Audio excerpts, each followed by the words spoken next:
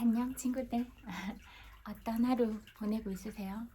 저는 영상들 보고 있다가 라면 끓여 먹었어요. 점심 먹었어요? 뭐 먹었어요? 그냥 음성으로 남길 수도 있고 글로 쓸 수도 있지만 중요한 말이라서 그냥 직접 얼굴을 보고 말을 하는 게 좋지 않을까 이런 생각이 들었어요.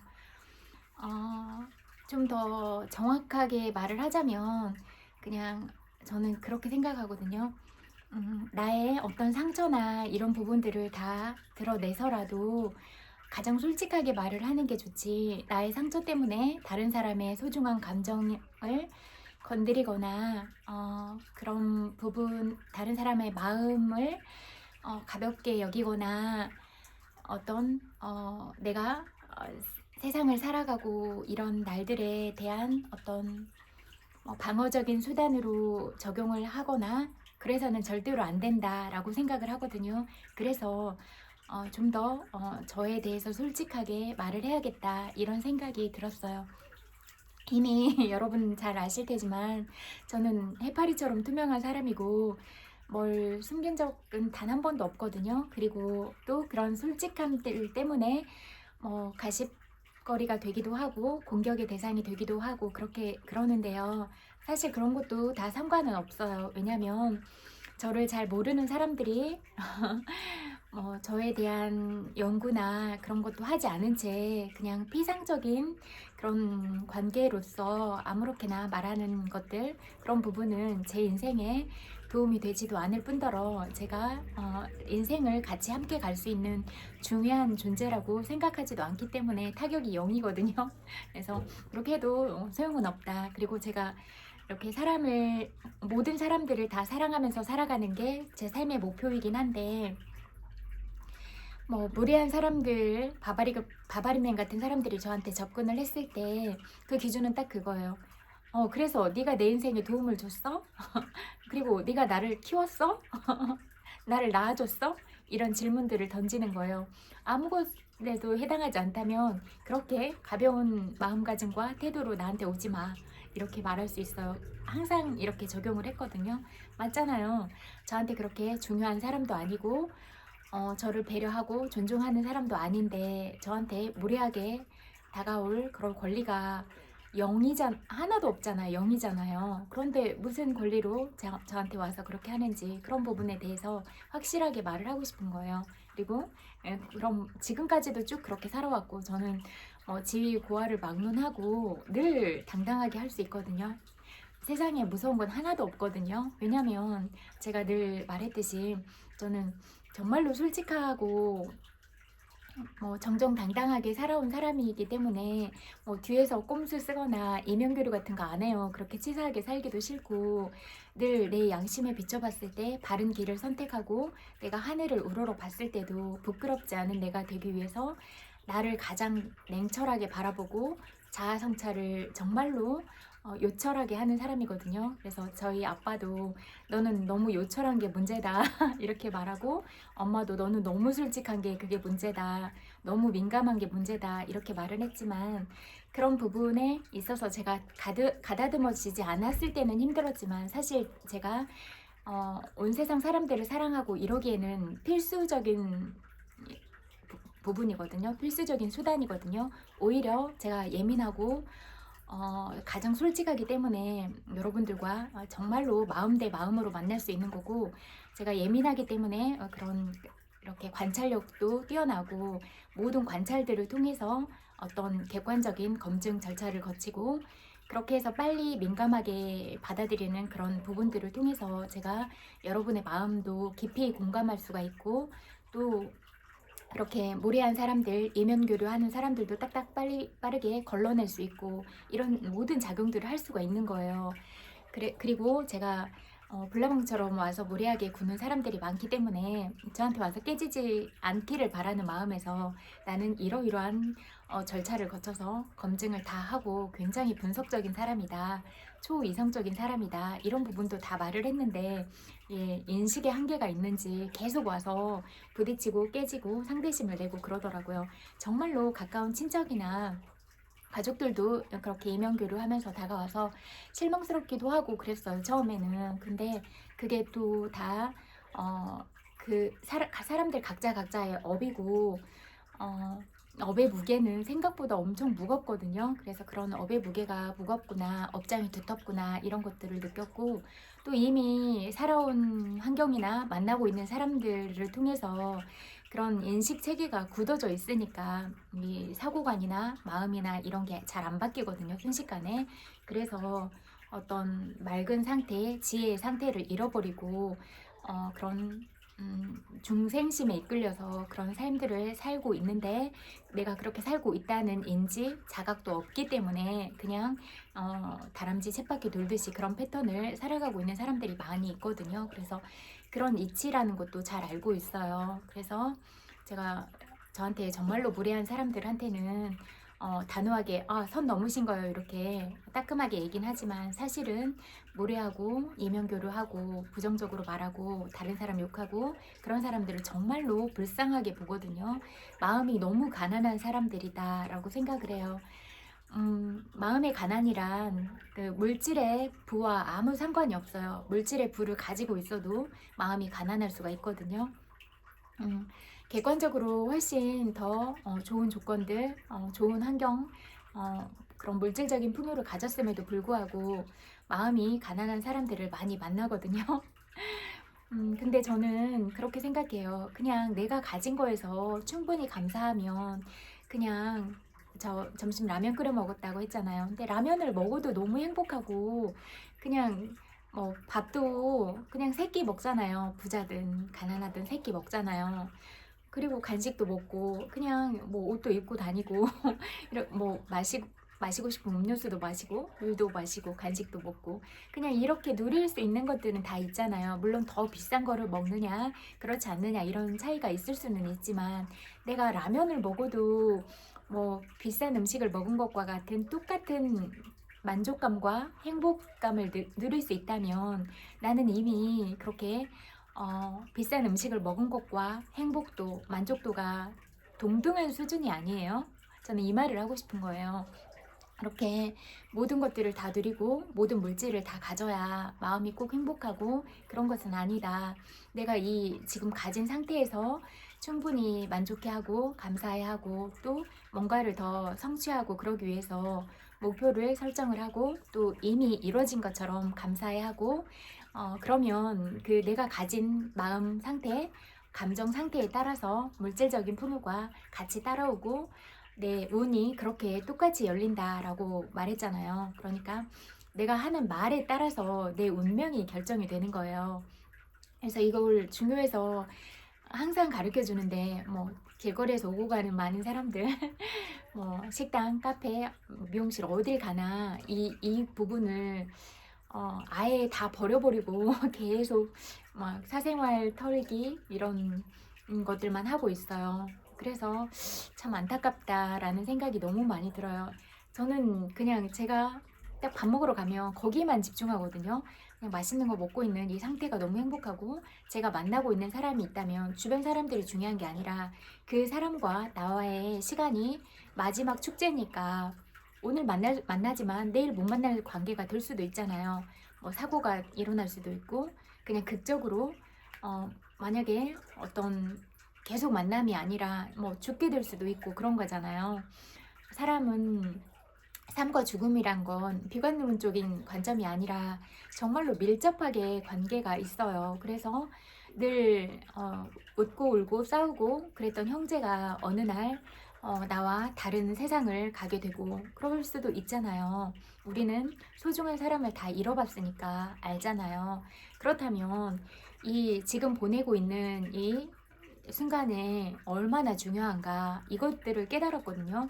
제가 실질적인 죽음은 제 아빠의 죽음을 통해서였거든요. 그냥 그 돌아가신 채로 이렇게 화장하기 전에 그렇게 다 이렇게 뭐라고 하지? 그 헝겊 같은 걸로 싸잖아요. 그러기 전에 그런 생명이 없는 상태를 보고, 또 한 줌의 재가 됐을 때 두 번의 과정을 보여주는데, 화장할 때도 큰 뼈가 남았을 때 한번 보여주고, 이제 그걸 확인하면 아예 이제 가루로 만든 상태, 제로 된 상태도 보여주는데, 그때 사람이 정말로 한 줌의 제로 돌아갈 수가 있구나, 그걸 느꼈고 죽음에 대해서도 깊게 인식을 한 거예요. 사람의 생과 사가 정말로 가깝게 붙어 있구나.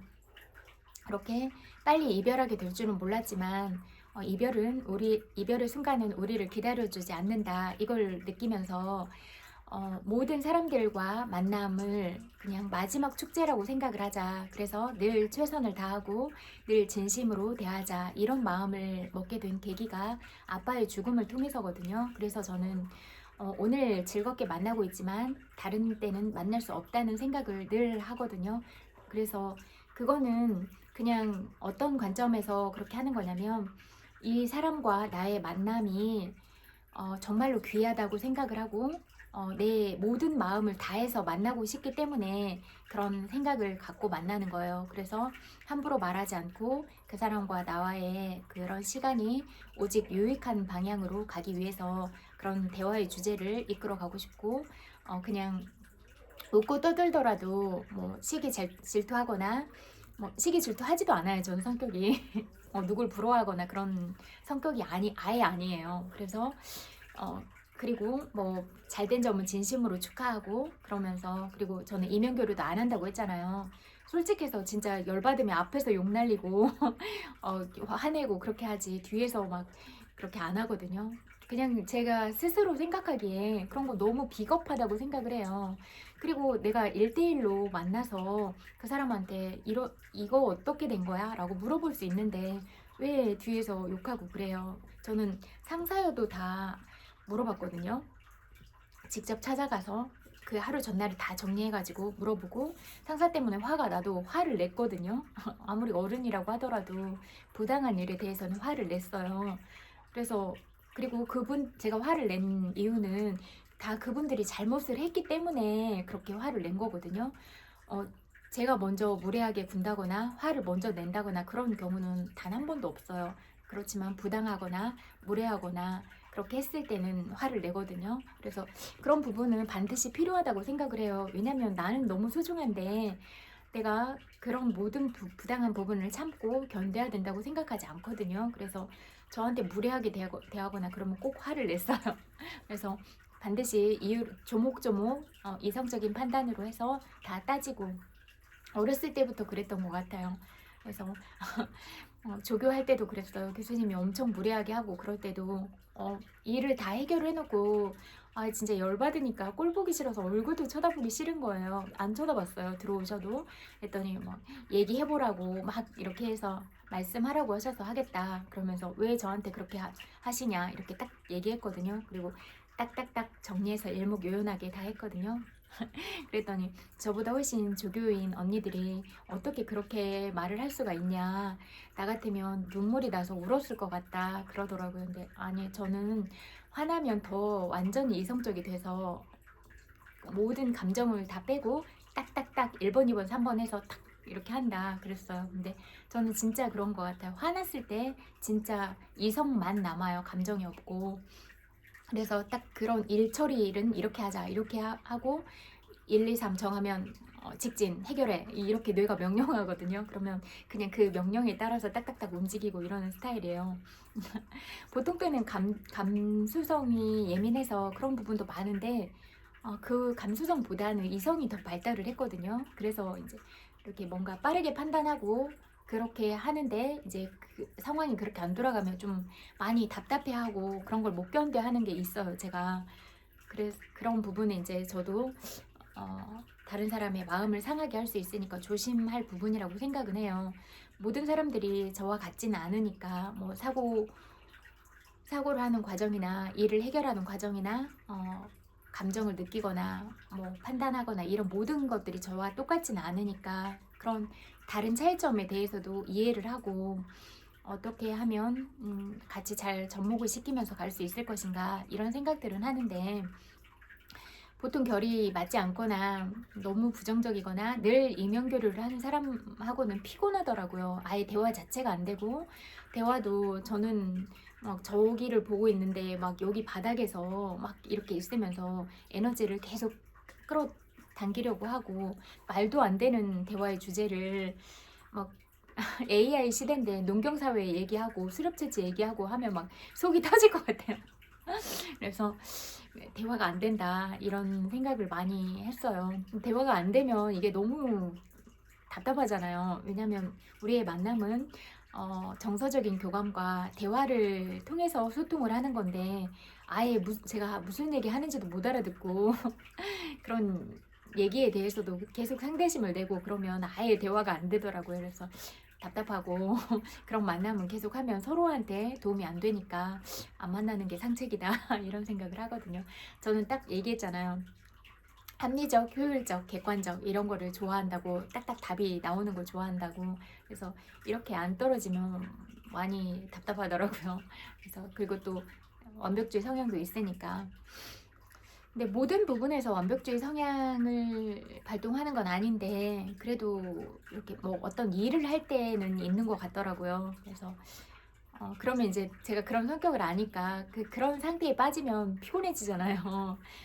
머리도 끊임없이 가동이 되고 늘 분석적인 사고를 하려고 하고, 또 뇌를 많이 쓰면 몸도 되게 피곤해진단 말이에요. 그래서 제가 다른 낮은 에너지들을 다 차단하는 것 같아요. 이렇게 불필요한 상황에 가 있으면 너무 에너지의 흐름 자체가 다르니까. 그리고 말도 안 되는 얘기들을 막 대화를 하고 있으니까 저한테는 소음 공해인 거예요. 왜냐면 뭔가 즐거울 수 있느냐 딱 두 가지거든요. 그 대화에 즐겁게 참여를 할 수 있냐, 가볍게, 아니면 배울 점이 있냐 딱 두 가지거든요. 근데 두 가지 다 없다고 하면 그냥 소음이에요. 그래서 그런 소음이 많은 장소에 가는 건 에너지 낭비, 시간 낭비, 비용 낭비니까 낭비되는 건 안 좋아하거든요. 그래서 아예 그렇게 가지도 않는 것 같아요. 그리고 이제 어떤 마음 상태에 대해서 얘기를 해보면, 다른 사람의 마음을 가볍게 생각한다거나 뭐라고 할까, 어떤 사람의 마음을 이용을 하는 수단으로 삼으려고 한다거나 그런 것도 없고, 그런 것들을 그런 마음을 즐기려고 한다거나 그런 마음도 없어요. 다만 제가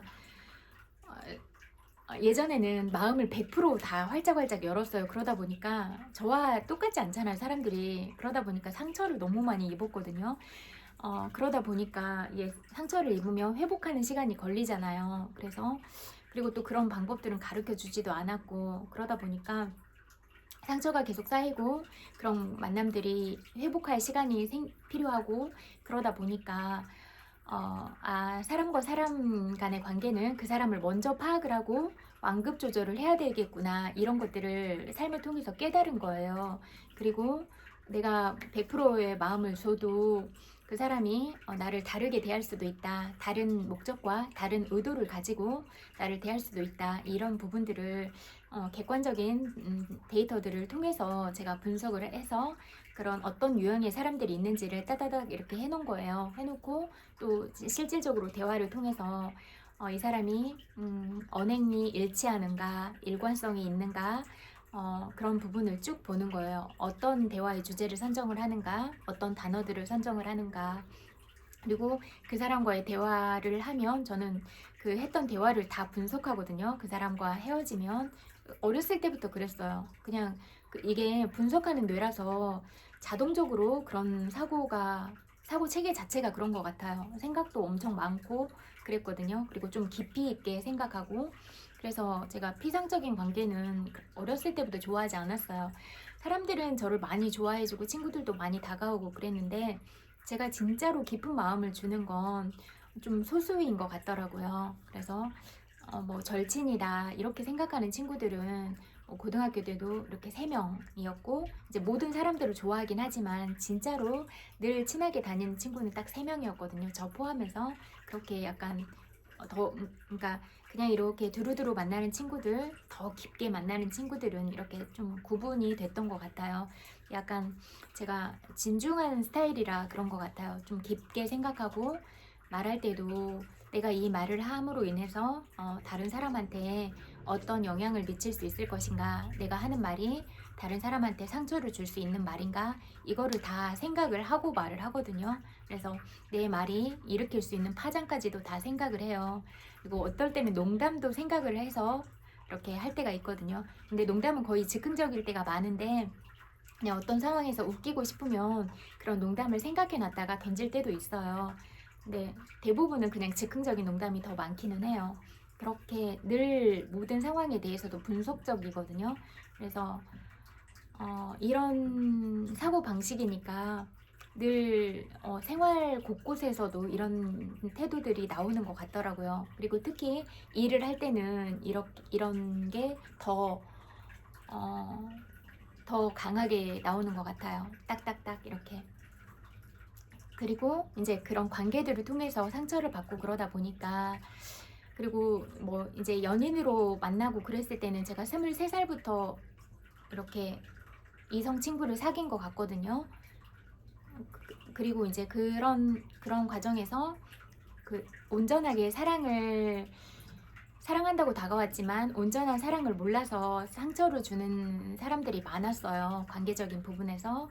그리고 이제 가장 큰 어변이라고 여겼던 인연은 결혼 생활인데, 이제 매일매일 저한테 매일매일 보자고 하고 매일 따라다니고 막 이래서, 그리고 이제 또 성직자이기도 하고 제가 또 지적 호기심이 많고 그런 부분에 자극이 되는 걸 좋아하는데, 이제 또 그래도 학교도 또 좋은 곳을 나오기도 하고, 그래서 딱 두 가지로 보고 선택을 했거든요. 성직자라서 공적인 삶을 살겠다, 그리고 어떤 지식이나 이런 건 갖췄겠다, 딱 두 가지를 받고, 그 성직자를 선택한 그런 기준도 엄마가 성직자를 하려고 했고, 엄마가 늘 성직자를 해라 이렇게 말을 했고, 만약에 성직자를 안 하려고 하면 성직자랑 결혼이라도 해라, 그래서 그냥 엄마의 소원을 이뤄주고 싶었어요. 그래서 그리고 이제 저도 생각할 때 그래도 뭐 많은 물질이나 이렇게 풍요로운 것들을 가져다 주는 것보다는 그냥 이렇게 대중들을 위해서 살아가는 사람이면 좋겠다, 이런 생각이 들었어요. 그래서 개인만을 위해서 사는 사람이 아니라 여러 사람들을 두루 사랑하고 그런 서원을 세운 사람과 만나고 싶다, 이런 생각이 들었어요. 그래서 그런 성직자를 선택을 하면 그런 삶을 살 수가 있겠구나, 그렇게 생각을 했거든요. 그리고 뭐 생활 경제적인 부분은 내가 돈을 벌면 되니까 그런 것도 내가 감당을 하면 된다, 이렇게 생각을 했거든요. 엄마 아빠가 저한테 가르쳐 준 건 뭐 이 세상에 필요한 게 물질이 전부가 아니라 바르고 정직하게 살아라, 그리고 예의 있게 살아라, 이 세 가지가 중요했거든요. 그리고 언제나 사랑을 줬고, 그렇기 때문에 저는 삶의 기준점이나 이런 게 부모님이 저한테 주신 사랑과, 그리고 형제간에 오해 있게 사는 것, 그리고 또 예의 있게 사는 것, 그리고 바르고 정직하게 사는 것, 이걸 가르쳐 주셨거든요. 그래서 저의 삶의 지표도 이 부분이고, 부모님이 가르쳐 준 지표이고, 그렇게 살아왔어요. 그러다 보니까 늘 기준점이, 제가 모든 세상을 바라보는 기준점이 그거였거든요. 그래서 바르게 살려고 늘 노력을 했고, 이제 그렇게 했고, 근데 이제 인연은 여러 업의 생들을 살면서 내가 어변을 지으면 어변을 만나야 되고, 선언을 지으면 선언을 만나야 되잖아요. 그렇게 해서 이제 결혼 생활을 시작했고, 막 모든 날들이 뭐 최악의 상황이다 그런 건 아니지만 전반적으로는 너무 힘들었어요. 왜냐면 저랑 너무 성향이 다른 사람이다 보니까 다투는 과정도 너무 힘들었고, 저는 이제 감각적으로도 귀가 예민하니까 작게 얘기하고 이런 거 좋아하는데, 너무 큰 소리로 말하니까 이 소리 자체가 뭐라고 할까, 소음을 측정하는 어떤 데시벨 리터가 있다면 항상 제가 예민하게 느끼는 데시벨 리터로 초과하니까 늘 스트레스 상황이었고 그랬거든요. 그리고 이제 그런 분노감 조절이나 여러 가지 면에서도 좀 잘 안 되고, 또 저는 정서적인 교감이 너무 중요하고 이런 사람인데 그런 게 잘 안 되고 하니까 너무 힘들었거든요. 그리고 이제 저도 그때는 어떤 인간관계에 대한 어떤 기준점들이나 이런 게 잘 안 서 있었고, 무례한 사람들을 만났을 때, 그 다음에 늘 그렇게 다른 사람을 욕하고 부정적인 사람들을 만났을 때 어떻게 마음을 열고 어떻게 그 사람들과 관계를 맺어가고 이런 거를 잘 몰랐어요. 방법적인 부분을. 근데 이제 자꾸 배우려고 하고 성장을 하면서 그런 사람들을 만났을 때는 심리적인 거리를 유지를 하고 선 넘지 말라는 구분을 명확하게 하고 만나야 되는구나. 이런 것들을 직접적으로 이제 그런 아픔이나 괴로운 시간들, 그런 번뇌의 과정들을 겪으면서 제가 완성이 된 거예요. 그래서 이제 친구들이 더 어리고 그런 친구들도 많이 있으니까 제가 힘들었던 시간들을 통해서 배운 걸 알려주는 거잖아요. 힘들지 말라고, 마음 아프지 말라고. 그리고 만약에 힘들었다면 나도 이런 힘듦이 있었다고 말하는 거잖아요. 그래서 이제 그런 시간들을 겪다 보니까 다시는 사랑하고 싶지 않은 거예요. 왜냐면 저한테 주어진 자유가 막 너무 날아갈 것 같은 거예요. 나 이제 자유다, 해방이다, 막 이런 생각이 들면서. 그리고 이제 가장 좋고 행복해야 됐던 시간을 막 너무 힘들게 지내다 보니까 그냥 그때는 어떤 사람을 만나도 비슷하지 않을까? 이런 약간 잘못된 생각을 한 거예요. 그래서 그렇게 지내다가 이제 제가 24년 여름에 제 운명이 이렇게 어렸을 때부터 공적인 삶에 있었구나라는 걸 알기 시작하고, 그 전에 이제 이 세상 모든 사람들을 사랑하면서 살아야겠다 이렇게 마음을 먹고 난 후에 이제 이런 여러분들과 이미 이 세상에서 같이 살아가고 있다는 걸 조금씩 알고, 지금은 이제 이런 세상의 이치를 완전하게 보게 됐고 마주하게 됐고 이런 과정이 있거든요. 그래서 제가 말하고 싶은 건 이거예요. 그 가장 행복해야 됐던 시간에 제가 가장 힘든 시간을 보냈잖아요. 그러다 보니까 저도 나름대로 제가 상처받고 싶지 않으니까 보호막을 만들어 놨더라고요. 근데 그런 보호막을 만들어 놨다는 사실을 잘 몰랐어요, 저도. 근데 이제 그런 남자친구가 엄청 뭐라고 할까, 마음을 잘 읽어주는 사람이거든요. 정말 따뜻한 사람이고, 근데도 늘 사랑한다고 말을 하는데도 뭔가 이렇게 물리적인 거리나 이런 게 있고, 또 하는 일이 바쁘면 연락하거나 이런 걸 잊어버릴 수도 있잖아요. 그러면 항상 이렇게 헤어질 준비를 하고 있더라고요. 그래서 몰랐어요, 저는. 왜 그러는지를. 그러니까 헤어질 준비를 항상 한다는 건 알았는데 왜 그런지 이유를 몰랐거든요. 근데 사실은 상처받기 싫은 마음이 있었던 거예요. 또 다칠 수도 있으니까 내가 이 사람과 헤어졌을 때도 내 마음이 이 사람과 헤어져도 아무렇지도 않은 상태로 딱 돌아가서 내 일을 딱딱딱 하는 이런 완벽한 사람이 되어 있자. 이 슬픔에 빠지지도 않고 나는 그냥 이성적인 사고로 1, 2, 3 해결할 문제 해결하고 답을 찾아가고 이렇게 가자라고 정한 거예요, 내가. 그러다 보니까 이제 그 기준점이 그거예요. 항상 그러면은 헤어져도 좋다. 그리고 내가 이렇게 긍정적인 삶을 살아가고 있다는 걸 설명하기도 버겁더라고요. 하나하나 발견될 때마다 나도 혼란스러우니까. 뭔가 러시아 인형처럼 이렇게 하나 이렇게 벗겨놓은, 이렇게 열어보면 안에 또 있고 또 있고 계속 있으니까 나도 혼란스러운데 이거를 같이 가자고 하기가 미안하다는 생각이 막 들기도 하고, 또 이제 더 큰 이유는 제가 받은 상처 때문에 내가 이제 난 너 없어도 잘 살 수 있어, 이거를 맨날 그 자기 암시를 하는 거예요. 그렇게 하고 있다는 걸 몰랐는데 이제 자꾸 제가 헤어지자는 말을 막 하고 연락이 안 되거나 그럴 때, 연락이 안 되는 시간이 좀 있었거든요. 자꾸 바쁘고 뭐 주말에 부모님 뵈러 가고 뭐 일정이 있으니까 자꾸 그런 뭐라고 하지? 아무튼 어디 멀리 출장을 가기도 하고 뭐 그런 시간들이 있었거든요. 그러니까 이런 아예 국적이 다르니까 그냥 가까이 있는 사람을 만날 수도 있는 거 아닌가? 이런 생각이 들었고, 뭔가 오해할 만한 일도 있었어요. 뭐 향수를 선물을 받았는데 멀리 있으니까, 대만에 있거든요. 멀리 있으니까 배송업체를 통해서 이렇게 연락이 왔는데, 배송업체에서 한 사람이 여러 개의 향수를 샀다, 그래서 그걸 확인해봐라 막 이렇게 하니까 나만 이렇게 생각하는 게 아니라 여러 사람 중에 한 사람, 내가 한 사람인 건가? 막 이런 생각이 들었거든요. 근데 그건 오해였어요. 그냥 배송 업체에서 다르게 이렇게 해가지고 저한테 연락을 오니까 그거는 해결이 됐는데, 그럴 때랑 이렇게 뭐 직접 대면하면서 얘기를 할 수 있으면 좋겠지만 그렇지 않은 상황이니까, 그런 뭐 또 어떤 글이나 이런 것들을 통해서는 그 말로 전달할 때랑 감정이 다르잖아요. 예를 들어서 제가 여러분과 마주하면 여러분들은 저의 표정과 어떤 눈빛, 뭐 미세 근육이나 제 손짓, 몸짓을 다 볼 수가 있잖아요. 근데 이런 것들을 볼 수가 없는 상태에서 문자로 주는 거는, 문자로 주고받는 거는 한계가 있잖아요. 그래서 오해하게 되는 상황들이 있기도 했고, 또 이제 친구들이 너무 본능적인 얘기를 많이 하고 비유적인 얘기로만 하니까 이제 그런 어떤 번역기의 오류였는데, 제가 그 탁 스위치가 켜져가지고 날카롭게 반응하고 이런 적도 있었고, 그래서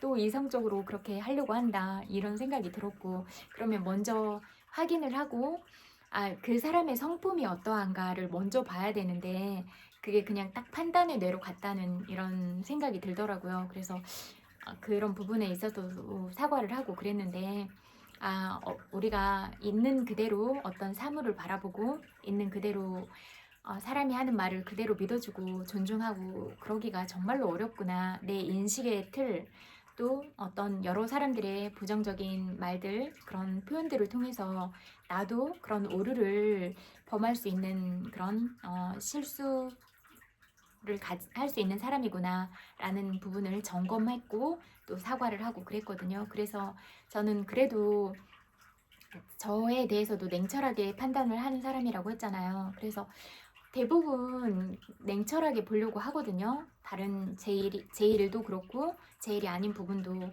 객관적인 기준들을 보고 이렇게.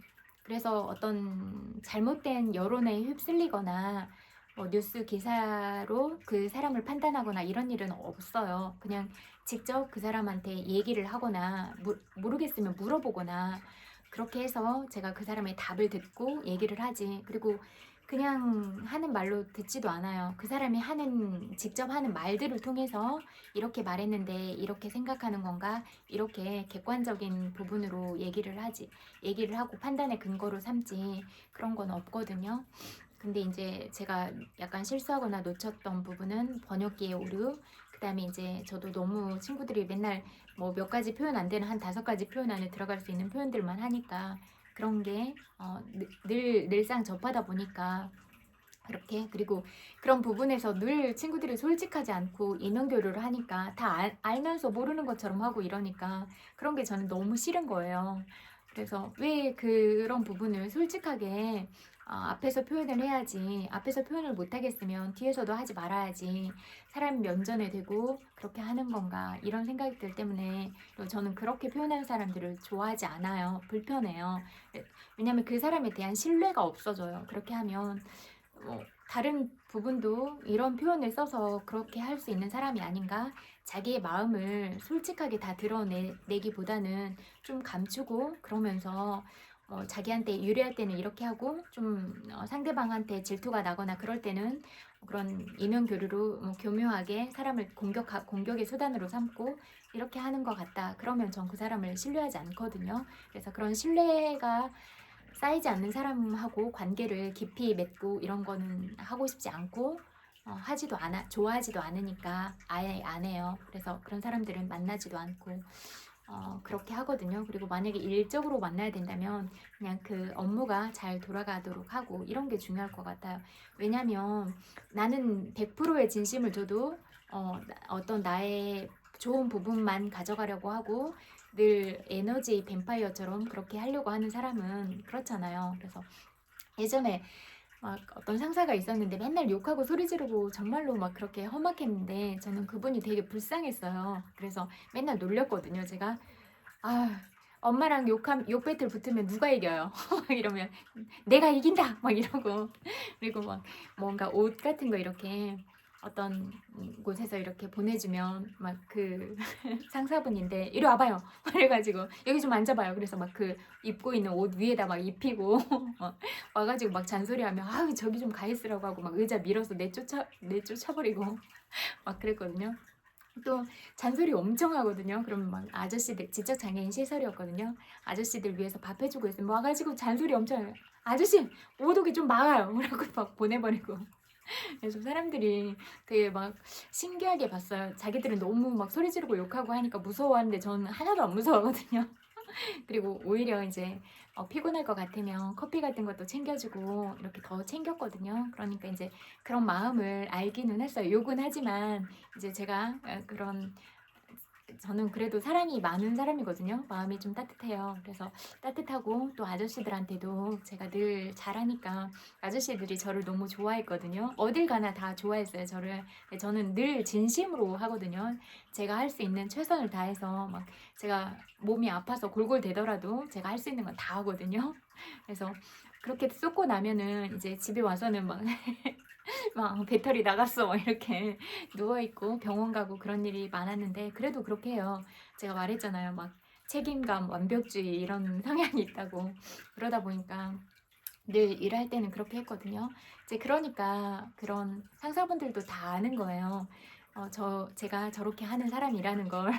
그래서 늘 그만둘 때 막 되게 아쉬워하고 울고 그러는 분들이 많이 계셨거든요. 그래서 저는 늘 그렇게 해요. 사람들을 대할 때는 대충 대하고 거짓으로 대하고 이렇게 하는 건 제가 싫거든요. 그래서 그리고 근데 이제 완급 조절을 못 하니까 다 100% 열었다가 저도 이제 그런 꼭 제가 마음을 100% 열었다고 해서 모든 사람들이 저한테 100%를 여는 건 아니잖아요. 그러다 보니까 저도 자꾸 상처를 받고 그다음에 이제 결혼 생활도 너무 그렇게 힘들고 그러다 보니까 제가 좋은 사람을 만났음에도 불구하고 이제 상처받기 싫은 마음 때문에 늘 괜찮아질 입장으로 돌아가도록 이게 딱딱딱 이렇게 하고 그렇게 살아온 거예요. 그래서 이런 부분을 말하고 싶더라고요. 내가 어떤 마음이나 감정을 소중하게 생각하지 않아서 그런 게 아니라 가장 좋은 순간에도 나도 모르게 상처받기 싫어하는 마음을 간직하고 있었더라. 근데 이제 정말로 사랑한다고 생각하고 정말로 좋아하면 진짜 이성적인 이런 부분보다 심장이 더 먼저 반응을 하더라고요. 그래서 친구들이 100%의 진심을 주면 저도 그 마음을 다 온전하게 느끼니까 그렇게 심장이 더 먼저 말을 하거든요. 그래서 막 심장이 아리거든요. 그래서 진짜 콕콕 통증이 느껴지고 숨 막힌다 막 이런 생각이 들고 제가 초이성적인 사람인데 이성을 마비시키는 그런 감정 상태가 있더라고요. 막 눈물이 나고 그래서 사랑은 이성의 영역으로 말하고 단정 지을 수 있는 그런 범위가 아니다 이렇게 느꼈거든요. 근데 그런 감정을 느끼면 되게 당황스러운 거예요. 왜냐면 나는 딱딱 이성으로 통제를 해야 마음이 편한 사람인데 이성으로 통제가 안 되니까 이게 겁이 나더라고요. 그래서 내가 이성으로 통제할 수 없는 부분에 대해서 겁을 내는 사람이구나 그걸 느꼈고 왜냐면 다른 부분은 너무 잘 되니까 제가 얼마나 이성적이냐면요.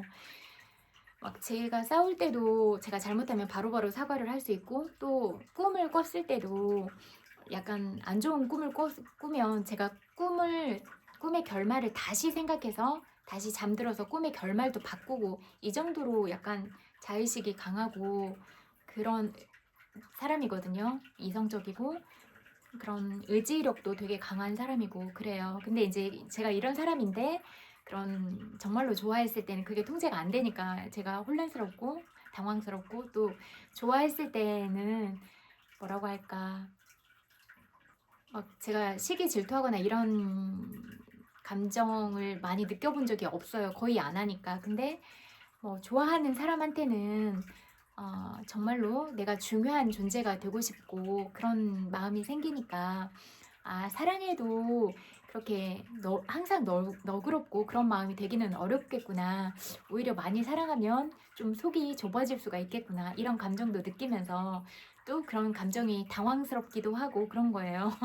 그래서 이런 모든 감정에 대해서, 그리고 제가 어떤 삶을 살았고 저한테 이런 상처가 있었고 이런 것들을 좀 더 허심탄회하게 다 꺼내서 보여주고 싶었어요. 그래서 근데 제가 이런 사람이고 이렇게 이성적이고 확실한 걸 좋아하는 사람인데, 이제 정서적으로 많이 불안하거나 어떤 자기 감정에 대해서도 딱딱딱 이런 결론을 가지고 있지 않으면 제가 그런 부분에 대해서 불안정하다고 느끼는 것 같아요. 그래서 저는 확실한 부분에 있어서도 제가 늘 이성적으로 생각하고 판단하려고 하는 사람인데, 내 문제는 내가 처리하고 내 감정도 내가 처리하고 하면 되겠지만, 다른 사람이 나를 사랑하거나 다른 사람이 나를 미워하거나 그럴 수 있는 건 내 통제권 밖의 영역이니까 내가 할 수 없는 어떤 부분을 강요할 수는 없다.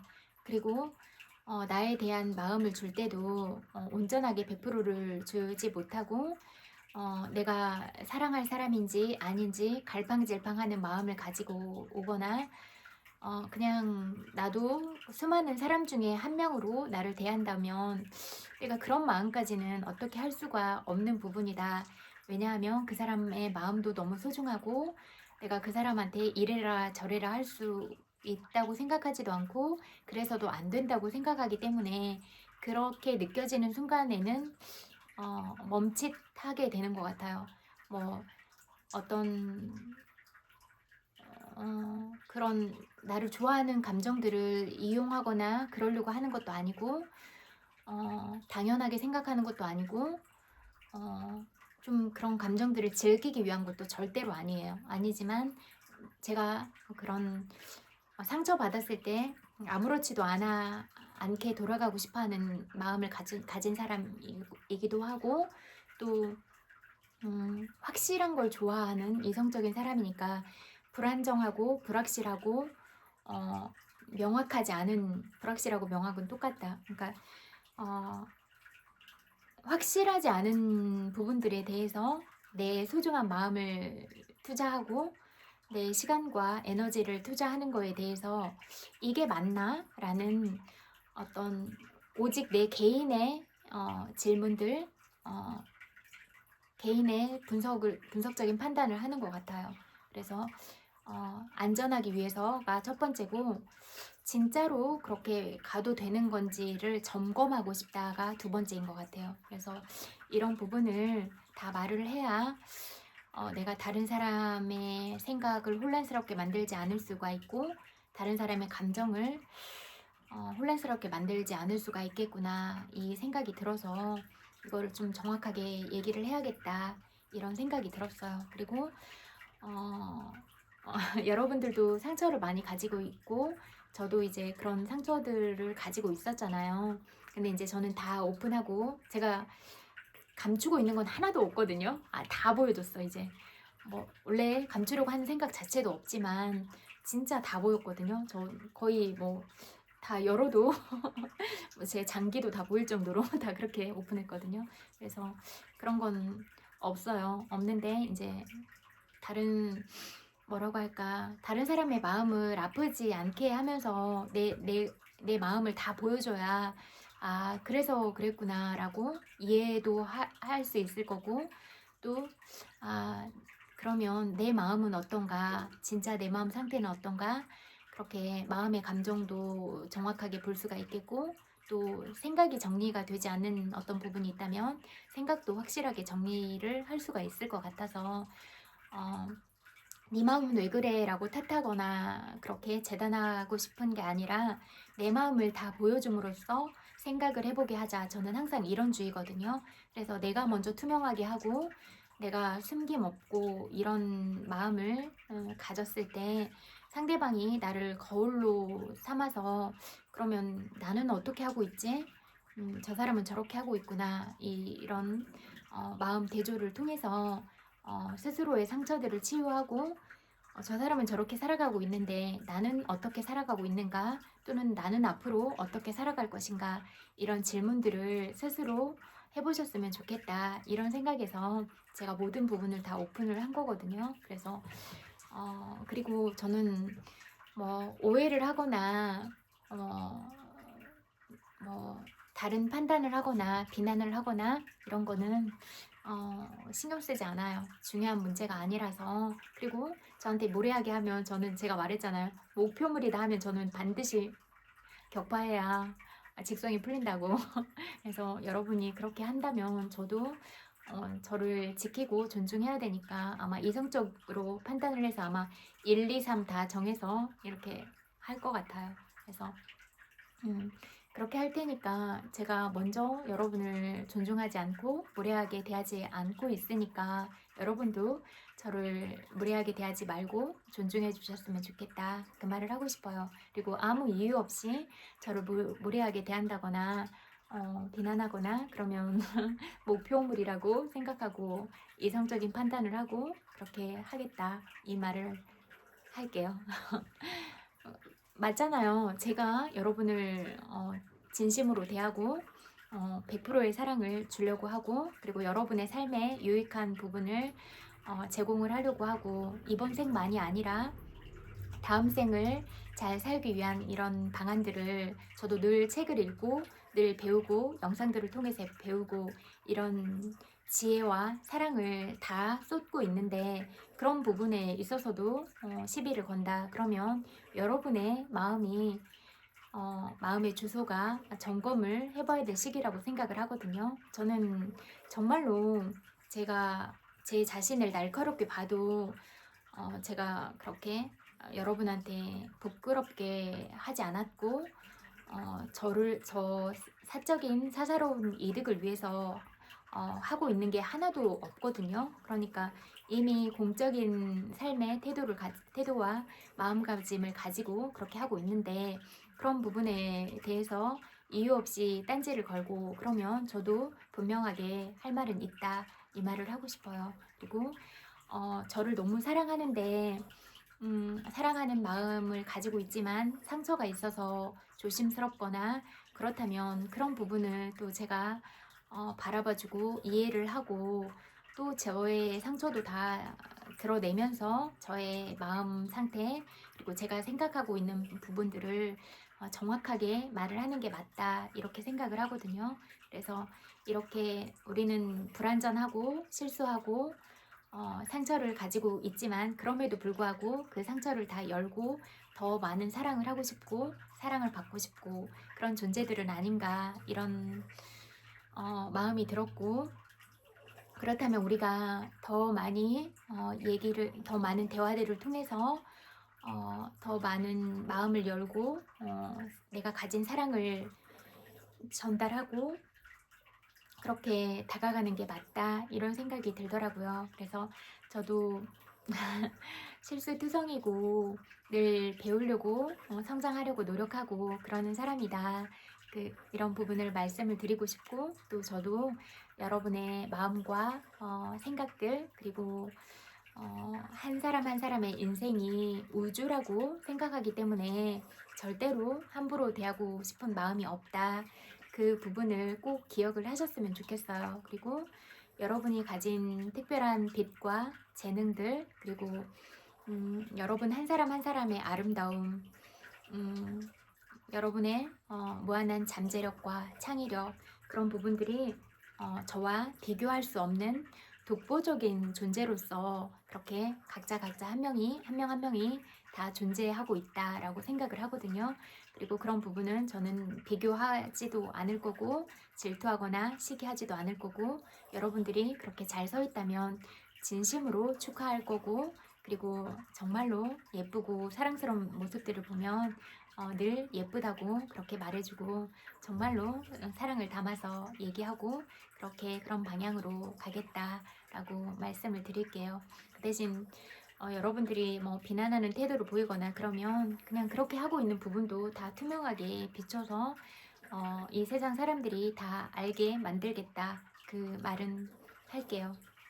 저는 원래 그렇거든요. 저의 모든 부분도 다 투명하게 이 세상에 공개해서 드러내고 여러분이 그렇게 하고 저한테 다가온다고 하더라도 그런 부분도 있는 그대로 만약에 여러분이 욕을 했어. 그러면 그 부분을 거울에 비춰서 이 사람이 오늘 이런 욕을 했어 라고 세상에 그대로 비춰줄게요. 그렇게 기억하시면 될 것 같아요. 그리고 이런 얘기들을 나눠서 어떤 상처받은 마음이나 좀 고민했던 그런 부분들이 있다면 그런 부분에 좀 정리가 됐으면 좋겠다, 그 말을 하고 싶어요. 그래서 의도한 바가 아니라 제가 조심스러워하고 신중한 성격이고 워낙 이성적인 사람이라 딱딱딱 정확하게 결론이 나 있지 않으면 그런 부분에 대해서 불안함을 느끼는 것 같아요.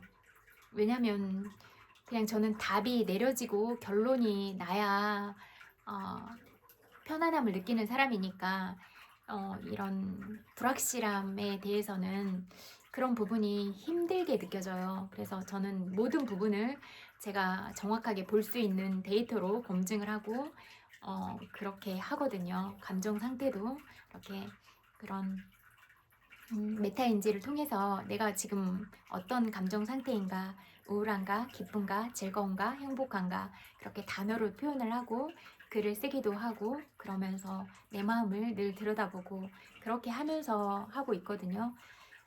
그런 부분도 배워서 가르쳐 드린 거잖아요, 여러분들한테. 그렇게 여러분들도 실질적으로 여러분의 감정을 객관화시키고 또 여러분들이 행복할 수 있는 상황들을 많이 만들어서 내면으로부터 그런 행복을 느끼고, 그래서 정신의 풍요가 먼저 일어나고 정신의 풍요를 통해서 물질적인 풍요를 얻고, 그래서 여러분이 이루고 싶은 모든 소망들을 다 이루시고 언제나 물질적인 풍요도 함께 이루어 나가시고 또 여러분과 함께하는 모든 인연들이 항상 행복하고 편안하고 그렇게 살아갈 수 있기를 바라고, 제가 새벽 3시쯤에 글을 썼는데 살아갈 땐 별이 되고 그렇게 시작해서 글을 썼는데, 우리가 이렇게 살아있어서 사랑을 말하고 서로 사랑하고 손을 잡아주고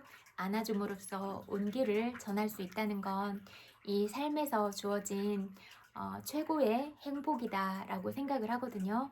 그래서 우리가 이렇게 살아있음으로 인해서 할 수 있는 모든 사랑에 고마워, 네 덕분이야, 이런 모든 표현들과 우리가 서로 안아주면서 느낄 수 있는 온기들, 이런 부분들을 살아있을 때 특권이니까 다른 사람과 정말로 이별하기 전에 더 많이 나누시고 더 많이 느끼시면서 그렇게 살아가셨으면 좋겠어요. 그래서 우리는 사랑하는 사람들을 일찍 떠나보냈고 그런 일찍 떠나보낸 부분들에 있어서 너무 많은 슬픔과 아픔, 고통들을 느낀 채로 살아가고 있으니까, 그렇다면 어떻게 해야 될까? 살아있는 우리는 더 많이 사랑하고 더 많이 배려하고 더 많이 아끼고 존중하면서 살아야 된다, 이렇게 생각을 하거든요.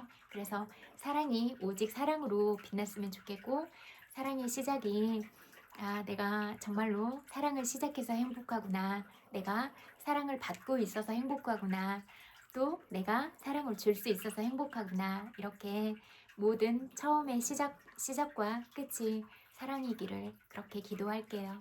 그리고 저의 이야기를 들어주셔서 너무너무 고마워요. 100만 번 뽀뽀 보내드릴게요. 그리고 나른한 오후에 따뜻한 차 한잔 하시면서 차 안에 들어있는 모든 사랑과 감사를 느끼시고 그렇게 행복한 오후를 보내셨으면 좋겠고, 또 하루를 잘 보내서 이렇게 마감하는 시간을 보내고 있으시다면 고마워, 대견하다, 참 잘했다, 사랑해, 이런 말들을 스스로한테 해주면서 편안하고 행복하게 그렇게 잘 수 있기를 바래요. 그리고 친구들도, 저도 아장아장 아기 때부터 여러분과 함께 살고 있었잖아요. 그리고 할아버지 할머니들을 통해서 여러분이 태아가 형성이 되기도 전에 만났잖아요, 우리가. 그래서 여러분의 예쁜 사진과 영상들을 보면 그냥 막 이름을 말하고 막 계속 뽀뽀해주고 싶고 이렇게 예뻐하거든요, 정말로. 그러니까 뭐 직책이나 그런 나이나 이런 뭐 성별이나 이런 거에 상관없이 그냥 그런 사진들 보면 막 어떻게 해야 될지 모르겠어요. 너무 예뻐가지고. 그래서 제가 여러분을 그런 마음으로 사랑하고 있다는 걸 알아주셨으면 좋겠어요. 전 너무 예쁘거든요. 그래서 저도 모르게 막 막 하면서 소리 지르고 이름 부르고 막 이러거든요. 그래서 그렇게 여러분 한 분 한 분이 다 소중하고 귀한 존재고 사랑스러운 사람이다라는 걸 꼭 알았으면 좋겠다. 이 말을 하고 싶어요. 그래서 내가 그런 사람이구나. 내가 그렇게 아주 작은 생명으로 태어나서 이만큼 컸고 내가 살아오는 이런 과정들, 성장 과정에는 성장통들도 많이 있었지만 그래도 지금 살아있는 오늘이 기적 같은 날이고 참 축복이다 이렇게 생각하시고 기쁜 마음으로 사랑과 감사를 느끼면서 그렇게 살아가시기를 기도할게요. 그리고 여러분은 이 세상에 존재하는 사람으로서 각자 한 분 한 분이 너무나 귀한 존재이고 사랑스러운 존재다. 이 말을 하고 싶어요. 엄청 많이 사랑해요. 남은 시간도 각자의 그런 시간에서 행복하세요. 사랑해요. 안녕.